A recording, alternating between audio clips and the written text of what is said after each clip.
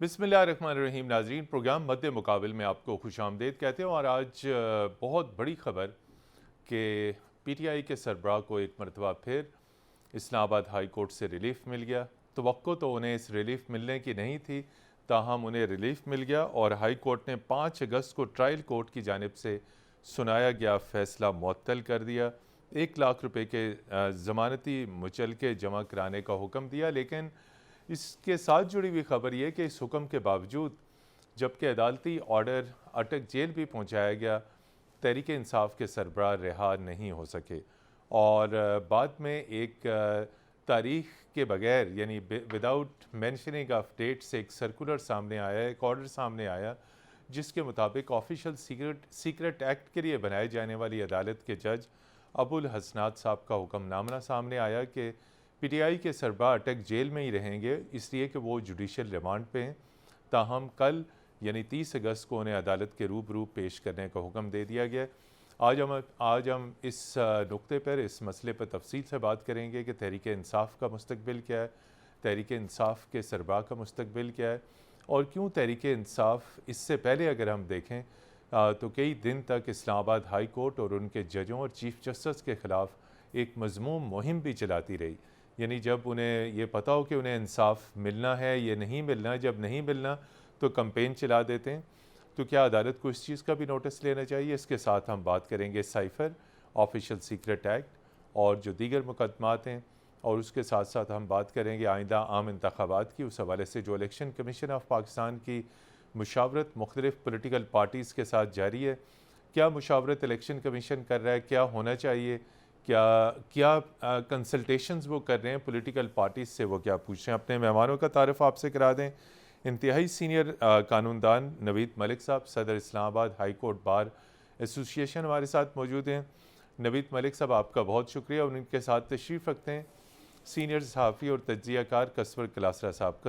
कसवर कलासरा साहब, आपका भी बहुत शुक्रिया। नवीद साहब, कुछ सबसे पहले तो ये बताइए कि जो आज का फ़ैसला इस्लामाबाद हाई कोर्ट की जानिब से आया है, लेकिन इस फैसले के बावजूद तहरीक इंसाफ के सरबराह रिहा नहीं हो सके, कैसे देखते हैं कि रिहाई का आर्डर आ गया, अटक जेल हुकाम को बता दिया गया, लेकिन उसके साथ ही एक और आर्डर पहुंचा दिया गया, भाई वो जुडिशल रिमांड के ऊपर है, साइफर वाले इशू के ऊपर, यानी ऑफिशियल सीक्रेट एक्ट के ऊपर। तो अब कल उनकी पेशी है, क्या आप समझते हैं क्या पॉसिबल ही हो सकता है?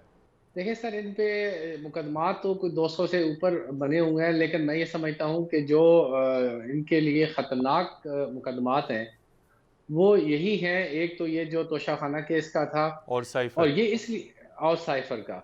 तोशाखाना केस में इनको नीचे कोर्ट ने 3 साल की सजा दी और 1 लाख जी। रुपया जुर्माना दिया, जिसकी अपील उन्होंने दायर की। और अपील के साथ इन्होंने अंडर सेक्शन 426 CRPC एप्लीकेशन दी कि जब तक मेरी मेन अपील का डिसीजन नहीं होता, मेरी सजा को सस्पेंड किया जाए।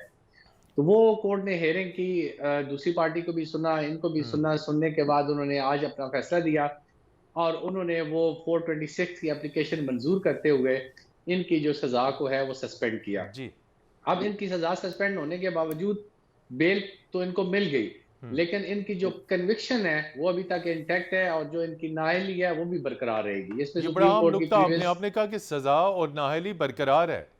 जी बिल्कुल, वो अपनी जगह पे बरकरार है। इस पे पहले भी सुप्रीम कोर्ट की जजमेंट आ चुकी है, 2-3 केसों में जजमेंट आ चुकी है। उन्होंने कहा कि सस्पेंशन होना जो सेंटेंस है, जी। उसका मतलब ये नहीं है कि आपकी कन्विक्शन सेटिसाइड हो गई है। हम्म। कन्विक्शन आपकी उस वक्त सेटिसाइड होगी अगर आपकी मेन अपील मंजूर होती है तो। हम्म। तो लिहाजा अभी तक इनकी वो जो कन्विक्शन है वो भी इंटैक्ट है, और जो इनकी वो जो नाअहली है जो इलेक्शन एक्ट का, वो भी इनकी इंटैक्ट है।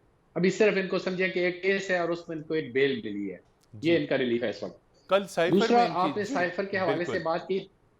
जी। जी प्लीज। दूसरा, उस केस के हवाले से बात की तो उसमें उन्होंने अभी तक इनको अरेस्ट नहीं किया। अब उन्होंने अब देखा कि बेल हो गई है, तो उन्होंने जो जज साहब हैं जो कि स्पेशल उन्होंने ऑर्डर तैनात जारी किए गए कर हैं इस दिया। हवाले, जी उन्होंने ऑर्डर जारी किया कि इसमें ये चाहिए हमें, तो इनको कल पेश किया जाए। जब इनको कल पेश किया जाएगा तो जो FIA है वो इनका रिमांड तलब करेगी कि हमने इनसे इन्वेस्टिगेशन करनी है। हम्म। अब वो रिमांड जज कितने दिन का देता है, कब तक इन्वेस्टिगेशन चलती है, जब इनको जुडिशियल लॉकअप में भेजा जाएगा after the completion of remand, پھر یہ اس کیس میں بھی دوبارہ ضمانت دائر کرنے کا جو ہے وہ حق رکھتے ہیں، اور اس کے بعد وہ ضمانت دائر کریں گے. اس سے پہلے تک تو سمجھے کہ یہ ابھی تک رہا نہیں ہوں گے، ڈیٹینشن میں ہی رہیں گے. جی، قصر کلاسرا صاحب رہا نہیں ہوں گے، ڈیٹینشن میں ہی رہیں گے. تو ہاں، سوال اب آپ سے یہ ہے کہ جب یہ ساری صورتحال ہے، ایک کیس میں رہا ہوتے ہیں، دوسرے میں آلریڈی بک ہو جاتے ہیں، اس سچویشن میں تحریک انصاف کے سربراہ آئندہ انتخابات میں تو حصہ لیتے ہوئے ہمیں نظر نہیں آتے. اور جس طرح کہ نوید صاحب نے کہا کہ ان کی نااہلی بھی برقرار ہے، چونکہ نااہلیت بدستور انٹیکٹ ہے، تو ایسے میں ان کا پولیٹیکل فیچر کیسے دیکھتے ہیں؟ دیکھیں، انہوں نے بالکل خوبصورت بات کی ہے کہ ان کی نااہلی برقرار ہے، بیکاز ان کو جو سنٹینس ہوئی تھی وہ 3 سال سے زیادہ ہوئی تھی. مطلب اگر 2 سال سے بلو ہوتے تو ہو سکتا تھا کہ ان کی سزا معاف ہو جاتی، ایک فیوچر ان کا ہمیں نظر آ سکتا تھا. لیکن کیونکہ جو انیشیلی ان کو جو سزا ہوئی تھی 3 سال کو ہوئی تھی، 2 سال سے زیادہ ہوئی تھی، انہوں نے بالکل صحیح نقطہ اٹھایا کہ ان کی جو سزا ہے وہ بالکل برقرار ہے. گورنمنٹ جا سکتی ہے اس کے اوپر، وہ ریویو پٹیشن ایک فائل ہو سکتی ہے. اور دوسرا میرا خیال ہے کہ جو ہمارے دوست ہیں ان کے پاکستان تحریک انصاف کے، ان کو سمجھ نہیں آ رہی کہ اب وہ ہینگنگ ان دا بیلنس جس کو کہتے ہیں کہ کہیں چیزیں تو واضح ہیں بالکل، تو سمجھ کیوں نہیں آ رہی؟ دیکھیں، بات سنیں، آپ نے بات کی کہ الیکشن میں تو حصہ نہیں لے سکتے. 5 سال کی جو ان کی نااہلی ہے وہ برقرار ہے، اس میں کوئی شک نہیں ہے کہ اگر الیکشن ہو جاتے ہیں 90 ڈیز میں، یا ایون کہ اب اگلے سال بھی ہو جائے، عمران خان صاحب ایک چیز تو طے ہے کہ وہ اس میں الیکشن میں تو وہ حصہ لے نہیں سکتے، پہلی بات. دوسرا، آج کا جو کیس آیا ہے وہ میں ہمارے جو یار دوست ہیں پی ٹی آئی کے، وہ ان کو یہ سمجھ نہیں آ رہی کہ مٹھائیاں بانٹنی ہے یا نوحہ کرنا ہے. افسوس کرنا ہے یا مٹھائی بانٹنی ہے. دیکھیں، اگر آج کا جو ایک ریلیف تو ملا، اس میں کوئی شک نہیں ہے، اس میں مٹھائیاں بنتی ہیں، لیکن اس ریلیف کا کیا فائدہ کہ آپ 5 سال کے لیے آپ کا بندہ تو آلریڈی نہ الیکشن میں نہیں آ سکتا. میں آپ کو ایک متین صاحب بات میں آپ کو واضح کر دوں کہ اگر عمران خان صاحب اس میں نہیں جاتے، یہ الیکشن نہیں لڑتے، تو میرا خیال میں کہ یہ جو پاکستان تحریک انصاف ہے وہ ایک شخص کے اوپر ہے. He is a dictator, I am telling you. وہ ایک شخص کے اوپر ہے. اگر عمران خان اس میں الیکشن میں ہیں، موجود ہیں، تو شاید کچھ ان کا فیوچر پاکستان تحریک انصاف کا ٹو سم ایکسٹینٹ ہو سکتا ہے. لیکن اگر وہ حصہ نہیں لے سکتے، میں نہیں سمجھتا کہ اس کا پاکستان تحریک انصاف کا کوئی اس وقت وائبل، بیکاز ان کے اوپر بڑے گریو ان کے اوپر ایلیگیشنز ہیں. آپ یہ دیکھیں، یہ جو توشہ خانہ والا کیس ہے، اٹس سیلف بڑا مضبوط کیس ہے، اس میں ریویو پٹیشن ہوگی، ایک کیس تمام تر ایویڈنسز تھی کہ گھڑی بیچی گئی. جو سائفر والا کیس ہے وہ اس سے بڑا کیس ہے. وہ اس سے بڑا کیس ہے. آپ کیسے ایکسپیکٹ کر سکتے ہیں پرائم منسٹر سے کہ وہ ایک ایسی چیز گما دے جو 2 ملک کے درمیان تعلقات کو خراب کر سکتی ہے؟ کیا اتنا ارریسپانسبل شخص کیا اس پریمیئر عہدے کے اوپر کیا رہنے کے لائق ہے؟ کیا آپ سمجھ سکتے ہیں کہ اتنی بڑی ڈاکومنٹ کو آپ سنبھال نہیں سکے؟ اس پہ ہم پھر بات کریں گے، لیکن پہلے توشہ خانہ کے نقطے کو مکمل کر لیں. نوید ملک صاحب، توشہ خانہ کے اوپر اگر ہم دیکھیں تو یہ بھی بہت بڑی بات ہے کہ پہلی مرتبہ توشہ خانہ کی تمام تر تفصیلات 2003 سے آن ورڈ تمام تر پبلک کی گئیں. بہت ساری ڈیٹیل سامنے آئی. اس میں کئی صحافی بھی تھے جنہوں نے اس بہتی گنگا میں ہاتھ دھویا، یعنی سابق اس وقت کے وزرائے اعظم سابق صدور کے ساتھ ٹریول کرتے ہوئے کس نے کون سے تحائف حاصل کیے، کس نے کون سے تحائف رکھ لیے. لیکن چونکہ جو ہے عمران خان کا نام نہیں لینا، تحریک انصاف کے سربراہ، بار بار ہم یہی کہیں گے، تو تحریک انصاف کے سربراہ کو بھی بہت سارے تحائف ملے. آپ نے دیکھا تفصیلات بھی آئیں، اور توشہ خانہ کی جو لسٹ تھی اس میں بھی سب چیزیں آئیں. سوال ایک بہت سینسیٹیو اور ٹیکنیکل کا ہے، جو جسے کہتے ہیں صادق اور امین والی کیٹیگری میں آتا ہے، کہ آخر یہ بڑے بڑے رہنما، بڑے بڑے صدور، بڑے بڑے وزرائے اعظم جب پاور میں آتے ہیں تو تحائف دیکھتے ہوئے پھسل کیوں جاتے ہیں؟ حالانکہ تمام رولز، ریگولیشن، قواعد موجود ہیں کہ آپ ان کو فالو کیجئے، یہ تحائف آپ رکھ سکتے ہیں، اتنی قیمت پہ رکھ سکتے ہیں، یہ واپس کر سکتے ہیں. اور پھر جس طریقے سے وہ گھڑی بیچی گئی، وہ از خود پاکستان کے لیے ایک بہت بڑی توہین تھی. جی نوید صاحب. سر، اس پہ کوئی شک نہیں، جب انسان کسی عہدے پہ ہوتا ہے تو پھر اس کو سمجھ کچھ نہیں لگتی، اس کے ارد گرد ایسی بنا دی جاتی ہے مشیروں کی ایک ٹیم، ہاں، جو ان کو وہ بس دکھاتی ہے جو وہ دیکھنا چاہتے ہیں. تو ان کو یہ نہیں سمجھ آتی کہ یہ عارضی جو ہے حکومت ہے، 2 سال 4 سال 5 سال، اور اس کے بعد پھر ہم نے عوام میں جانا ہے. میں کسی ایک سربراہ کی بات نہیں کر رہا، میں جنرلی بات کر رہا ہوں کہ تمام آپ نے دیکھا ہوگا کہ جب یہ تفصیلات آئیں تو اس میں کوئی بھی ایسا سربراہ نہیں ہے جس سے بہتی گنگا میں ہاتھ نہ دھوئے ہوں. تو جہاں تک یہ تحریک انصاف کے سربراہ کی بات ہے، تو ان کے خلاف یہ جو توشہ خانہ کیس ہے، یہ کیس یہ ہے کہ ان کے پاس جو گفٹ تھے، انہوں نے اپنے وہاں پہ جو الیکشن جو ان کے انکم ٹیکس کے ہیں گوشوارے ہیں، وہاں پہ انہوں نے اس کو ڈکلیئر نہیں کیا. جی یہ اگر روٹین وائز کیس دیکھیں تو بالکل یہ اوپن اینڈ شٹ کیس ہے. ٹیکنیکلٹیز یا اس طرح کی کہ ڈیفینس کو پیش کرنے کی اجازت نہ دینا یا دوسری چھوٹی موٹی جو ٹیکنیکلٹیز ہیں وہ اپنی جگہ، لیکن کیس یہ بڑا واضح ہے. اس میں میں یہ سمجھتا ہوں کہ یہ ان کے لیے یہ 2-3 جو کیس ہیں یہ ان کے لیے خطرناک ہو سکتے ہیں جی آگے فیوچر میں بھی جا کے. اس وقت تک تو ان کی عارضی طور پہ جو سزا ہے وہ سسپینڈ ہوئی ہے. ابھی جب مین اپیل آئے گی، مین اپیل میں آرگومنٹس ہوں گے، اس میں سارے میرٹس پہ آرگومنٹس ہوں گے اور سارا ریکارڈ بھی دیکھا جائے گا، ساری ایویڈنس بھی دیکھی جائے گی. جی نوید تو صاحب، میں یہ کتنا افسوسناک ہے. ہم دیگر پولیٹیکل پارٹیز کی طرف سے بھی دیکھا ہے. مسلم لیگ نون کھل کے بات کریں گے، ان کے رہنما بھی کھلم کھلا چیف جسٹس آف پاکستان کے اوپر دشنام ترازی کرتے رہے. ابھی تحریک انصاف نے اسلام آباد ہائی کورٹ کے چیف جسٹس کے اوپر، یہ کتنا افسوسناک ٹرینڈ ہے پولیٹیکل پارٹیز کی طرف سے جب وہ دیکھتے ہیں کہ عدلیہ میں ہواؤں کا رخ ان کے خلاف جا رہا ہے تو عدلیہ کے خلاف زبان درازی شروع کر دیتے ہیں، جو سرین قانون اور آئین کی خلاف ورزی ہے اور عدلیہ کو پریشر میں ڈالنے کی ایک کوشش ہے. بالکل آپ بجا فرما رہے ہیں. اور میں نے بطور پریزیڈنٹ اسلام آباد ہائی کورٹ بار ایسوسی ایشن، میں نے ہر فورم پہ ہر جگہ جا کے میں نے اس چیز کو کنڈیم کیا کہ اگر چاہے کسی بھی پارٹی کے سربراہ نے کسی بھی عدالت پہ، چاہے وہ سپریم کورٹ کے چیف جسٹس صاحب ہیں، چاہے اسلام آباد ہائی کورٹ کے چیف جسٹس صاحب ہیں، چاہے کوئی اور جسٹس صاحب ہیں، چاہے لوئر کورٹ کے جج صاحبان ہیں، یہ ایک طریقہ واردات بن گیا ہے. انہوں نے دیکھا کہ اگر کوئی کیس کا فیصلہ ان کے حق میں آ گیا کسی سیاسی پارٹی کے، تو انہوں نے ان کی کہا کہ یہ تو بہت انصاف پسند جج ہیں، ان کے تو انہوں نے نعرے لگائے.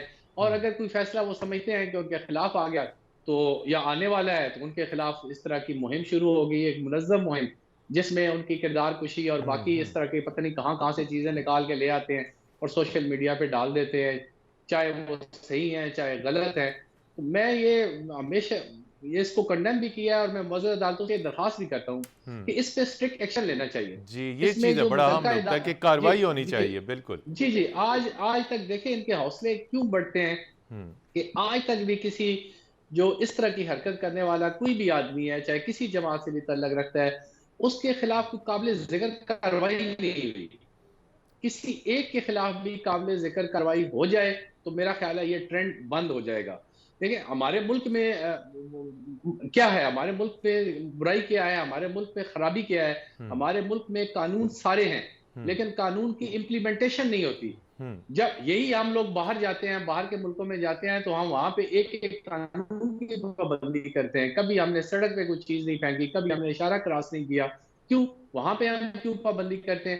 کیونکہ ہمیں پتہ ہے کہ ہم قانون کی وائلیشن کریں گے تو ایک فائن دم ہوگا، ایکشن سزا ہوگا، ہوگی. ہم پہ بالکل فائن ہوگا، سزا ہوگا. یہاں پہ ہمارے حوصلے اس لیے بڑھتے ہیں کہ ہمیں یہ پتہ ہوتا ہے کہ کون سی سزا ہوگی، دیکھی جائے گی، کوئی ایسا مسئلہ نہیں ہے.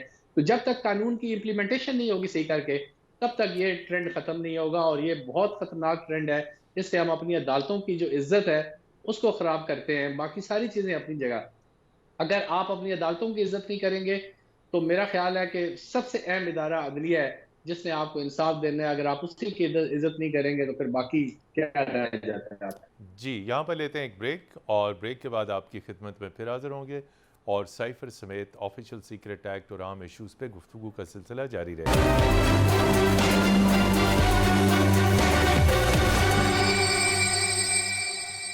جی ناظرین، پروگرام مد مقابل میں خوش آمدید کہتے ہیں. کسر کلاسر صاحب، سائفر کے اوپر آپ گفتگو کر رہے تھے تو آپ یہ بتا رہے تھے کہ انتہائی اہم دستاویز ہے یہ، تو بالکل کلاسیفائیڈ ہے اور آفیشل سیکرٹ ایکٹ کے تحت یہ جب کمیونیکیشن آتی ہے، یعنی کسی بھی ملک میں جو پاکستانی سفیر ہیں وہاں کی لوکل سچویشن رپورٹ لکھتے ہیں، اسے کوڈڈ ورڈ میں پھر بھجوایا جاتا ہے اور اس کے آتھرائزڈ ہوتے ہیں. جب وہاں پہ اسلام آباد میں دفتر خارجہ میں یہ ڈی کوڈ ہوتی ہے تو سیکرٹری خارجہ آتھرائز ہیں اور ضرورت پڑنے پہ پھر ایک کاپی وزیر اعظم کو، پھر صدر مملکت کو، فارن منسٹر کو اور پھر 2 دیگر اہم شخصیات کو دی جاتی ہیں.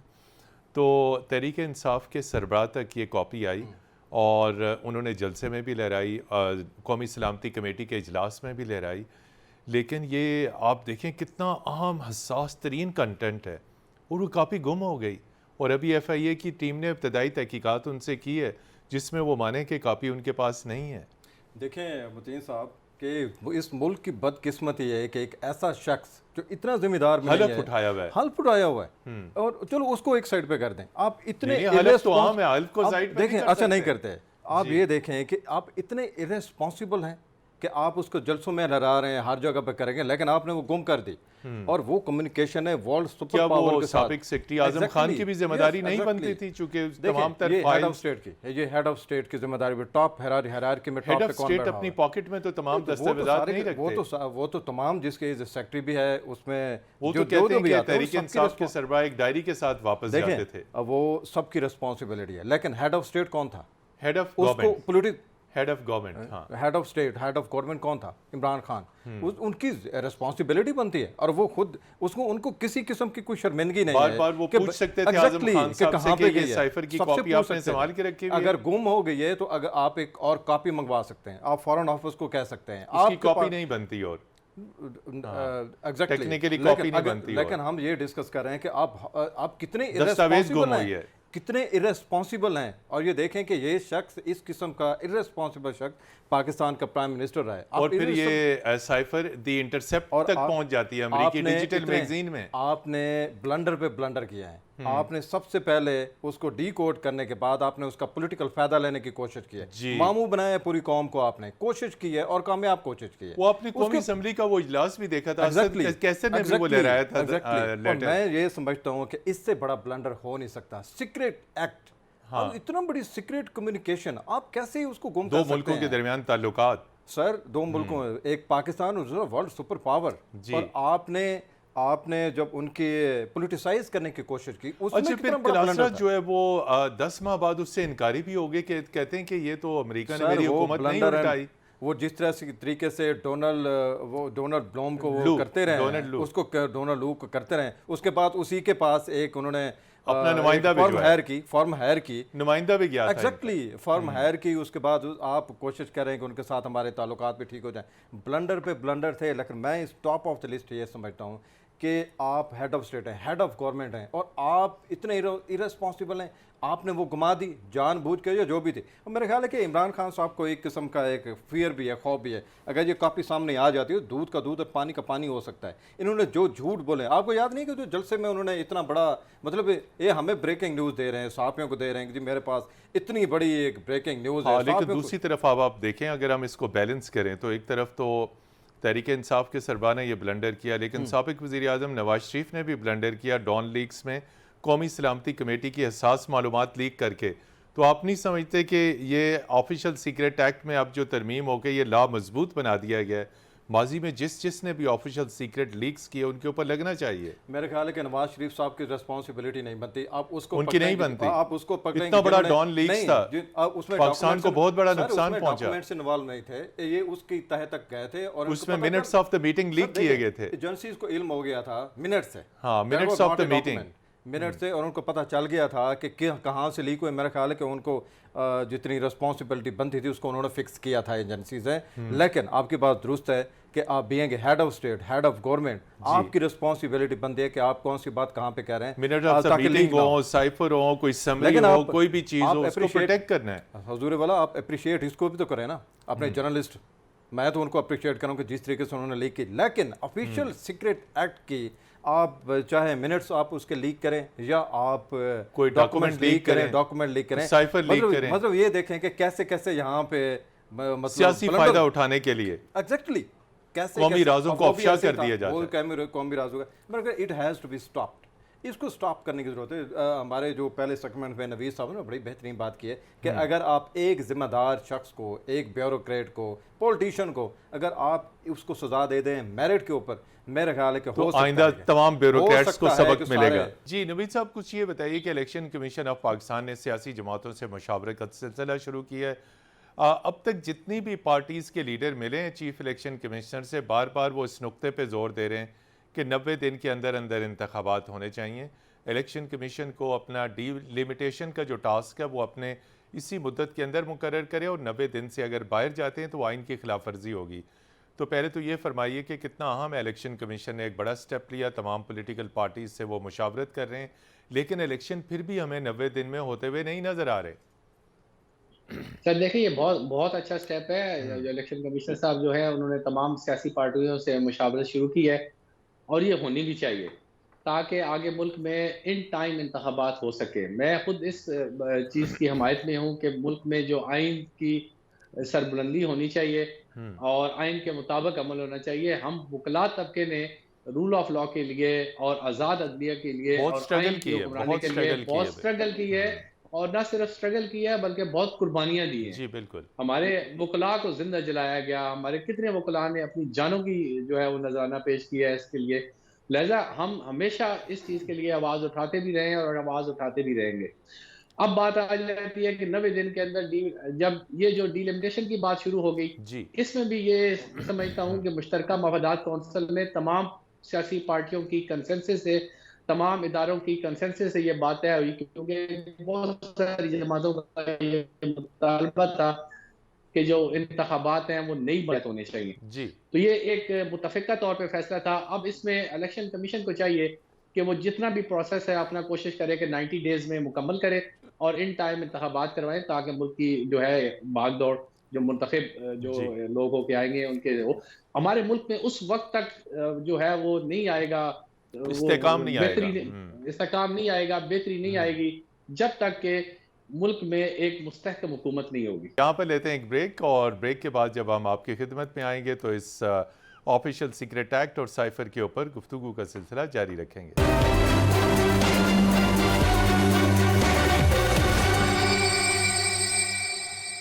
جی ناظرین، پروگرام مد مقابل میں خوش آمدید۔ کسبر کلاسر صاحب، آفیشل سیکرٹ ایکٹ کی ہم بات کریں تو تحریک انصاف کے سربراہ نئے نہیں ہیں۔ ہم نے ماضی میں دیکھا کہ کئی وزرائے اعظم جب بھی اقتدار سے الگ ہوتے ہیں تو وہ بعض انتہائی غیر ذمہ دار سٹیٹمنٹ دے دیتے ہیں، بعض انتہائی اہم جو آفیشل سیکرٹس ہیں وہ آؤٹ کرتے ہیں۔ تو یہ نہ صرف اقتدار میں رہتے ہوئے یہ بلنڈرز ہوتے ہیں بلکہ اقتدار سے جانے کے بعد بھی یہ چیزیں ہوتی ہیں۔ ہم نے ماضی کے بہت سارے وزرائے اعظم اور صدور کو دیکھا۔ سابق صدر جنرل پرویز مشرف نے اقتدار سے علیحدہ ہونے کے بعد کئی غیر ملکی ٹیلی ویژن انٹرویوز میں پاکستان کے نیوکلیئر پروگرام کے بارے میں، پاکستان کے حساس ترین ایشوز کے بارے میں بہت غیر ذمہ دارانہ سٹیٹمنٹ دیے، لیکن ان کے خلاف تو کوئی کارروائی نہیں ہوئی۔ تو کہنا یہ ہے کہ آپ سمجھتے ہیں کہ کوئی ایسی امینڈمنٹ بھی کی جائے جس کے تحت سابق صدور، سابق وزرائے اعظم اگر وہ اس قسم کی کوئی غیر ذمہ دار سٹیٹمنٹ دیتے ہیں جو قومی رازوں سے متعلق ہے تو کارروائی ہونی چاہیے؟ ایگزیکٹلی ایسے بالکل آپ نے بڑا بہترین کوسچن کیا ہے کہ اگر یہ اس میں ماضی میں ایسا ہوتا رہے، اگر ایک بھی ہیڈ آف اسٹیٹ کو، ہیڈ آف گورنمنٹ کو، یا جو ریسپانسبل تھے جنہوں نے آفیشیل سیکرٹ کی ایکٹ کی خلاف ورزی کی، تمام رازوں کے مالک تھے اس وقت، وہ ایک کو بھی ہو جاتے متعین صاحب، تو میرا خیال ہے کہ یہ کام نہ ہوتا۔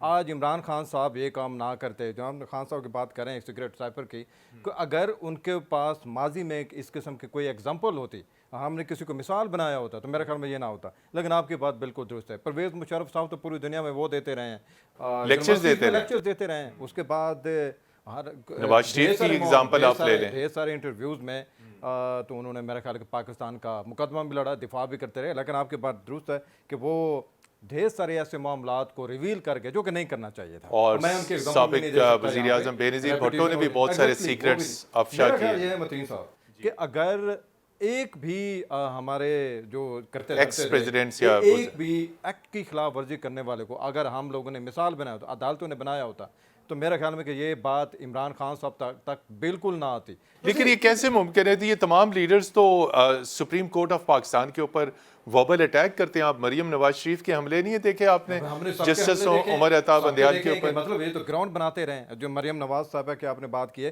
باقاعدہ تو کنٹیمپٹ آف کورٹ لگتی ہے، کنٹیمپٹ آف کورٹ تو لگتی ہے کرتے ہیں۔ لیکن بات وہی ہے کہ اپنا اگر ایک کے لیے قانون اور ہے، دوسرے کے لیے قانون اور ہے، ایک اپنی پسند کا چیف جسٹس اور ہے، ایک دوسرا چیف جسٹس۔ لیکن ہم اس کے اوپر زیادہ بحث اس لیے نہیں کر سکتے ہیں کہ ہمارے اوپر کوئی کنٹیمپٹ آف کورٹ نہ ہو جائے، ہم تو جسٹ تجزیہ کر سکتے ہیں۔ لیکن آپ کی بات بالکل درست ہے کہ اگر ماضی میں مطلب آپ نے بات کی ہے کہ उतरते हुए, लेकिन हमने तो कुछ लोगों को देखा है कि जो उस वक्त बैठे थे, मतलब अपनी कैबिनेट के अंदर जो जो मिनट्स हो रहे वो भी लीक होते रहे। आप हमने जी। पहले इसको डिस्कस किया है, जिस तरीके से डॉन लीक्स आई थी, मेरे ख्याल है कि ये भी बहुत बड़ा पाकिस्तान blunder के था, लिए बहुत बड़ी बड़ा हज़मियत blunder, थी, और बहुत इंडिया परेशानी, ने इसको इस्तेमाल किया, अपने एक्सप्लॉइट फायदे के किया, लिए। बहुत एक्सप्लॉइट एक्सप्लॉइट किया। और ये इन्होंने मेरे ख्याल के लूज बॉल दी थी, जिसके ऊपर छक्का लगा, और उसके असरात आज तक हम पाकिस्तान भुगत रहे हैं वहाँ पे इंटरनेशनल कोर्ट ऑफ जस्टिस में, हर जगह के ऊपर। बात वही है मतीन साहब कि अगर एक आपने खिलाफ वर्जी करने वाले को अगर आप लोगों ने दे दी होती सज़ा, मिसाल बना दिया तो शायद मेरे ख्याल में कि ये हालात इस नैच तक ना पहुँचते। मरहूम डॉक्टर ए.क्यू खान का एक मशहूर इंटरव्यू जो कुलदीप नैयर साहब ने हिंदुस्तान टाइम्स में रिपोर्टेडली रिपोर्ट किया कि Pakistan as the bomb, doctor साहब ने कहा था मैंने तो ऐसा कहा ही नहीं। लेकिन क्वेश्चन ये आता है कि उनकी मुलाकात किसने करवाई थी डॉक्टर ए.क्यू खान साहब से?